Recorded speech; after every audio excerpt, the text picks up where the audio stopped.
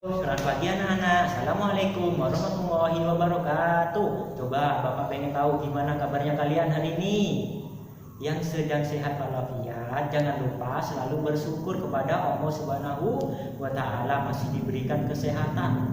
Untuk yang sedang sakit atau yang kurang enak badan, jangan lupa jaga pola makan dan selalu berdoa agar diberikan kesehatan oleh Allah Subhanahu wa Ta'ala. Kalian masih ingat tidak ciri-ciri makhluk hidup itu apa? Salah satunya. Nah, betul, bernafas. Bernafas adalah proses menghirup dan mengeluarkan udara melalui alat pernafasan. Yang dihirup oleh manusia adalah oksigen atau O2. Nah, yang dikeluarkan oleh manusia adalah karbon dioksida atau CO2. Kalian pernah tidak berteduh di bawah pohon? Mengapa di bawah pohon kalau berteduh terasa nyaman, terasa enak? Nah, betul. Kalau berteduh di bawah pohon terasa enak dan nyaman karena di bawah pohon itu tersedia banyak oksigen dan karbon dioksidanya sedikit kandungannya. Nah, itulah kalian kalau berada di bawah pohon atau berteduh terasa nyaman. Karena apa? Karena kandungan oksigennya di bawah pohon itu sangat banyak dibandingkan dengan kandungan karbon dioksidanya. Kalau siang hari, pohon mengeluarkan oksigen dan menghisap karbon dioksida. Nah, agar kalian memahami organ pernafasan pada manusia, yuk simak video berikut ini. Organ pernafasan manusia terdiri dari lubang hidung, rongga hidung, faring, epiglotis, laring, trakea, bronkus, paru-paru, bronkiolus, dan alveolus. Klik tombol pada bagian kanan untuk melihat bagian organ pernapasan pada manusia. Lubang hidung.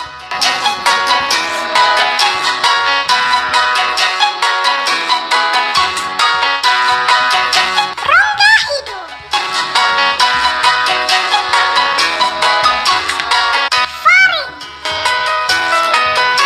hidung.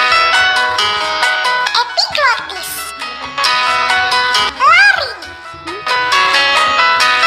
Trakea. Bronkus. Paru-paru.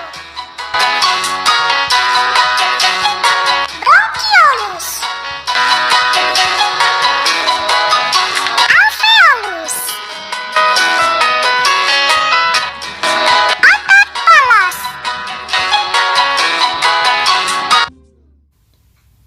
Hidung terdiri atas dua bagian, yaitu lubang hidung dan rongga hidung. Udara masuk melalui lubang hidung menuju rongga hidung. Udara juga dapat masuk melalui mulut. Namun, bernapas melalui hidung lebih baik daripada melalui mulut, sebab di dalam rongga hidung terdapat rambut-rambut halus dan lendir. Rambut-rambut halus berfungsi untuk menyaring debu dan kotoran yang masuk bersama udara. Lendir berfungsi untuk melembabkan udara yang masuk ke paru-paru. Di dalam rongga hidung, udara mengalami penyesuaian suhu dan kelembapan udara, sehingga udara yang masuk ke paru-paru tidak terlalu kering maupun terlalu lembab. Faring terletak di hulu tenggorokan.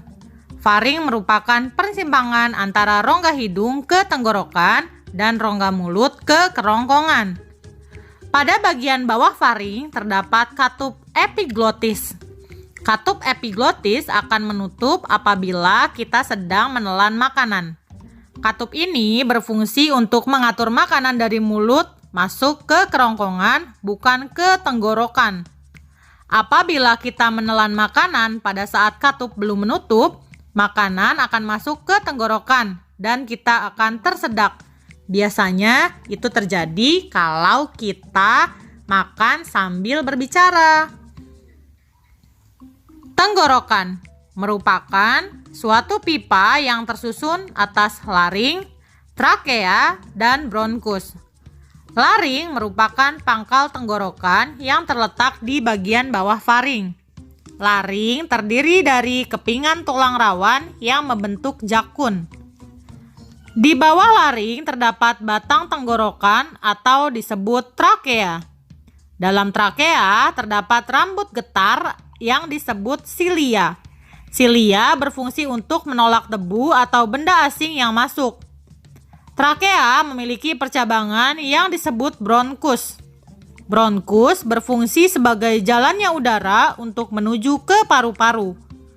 Bronkus juga memiliki percabangan yang disebut bronkiolus.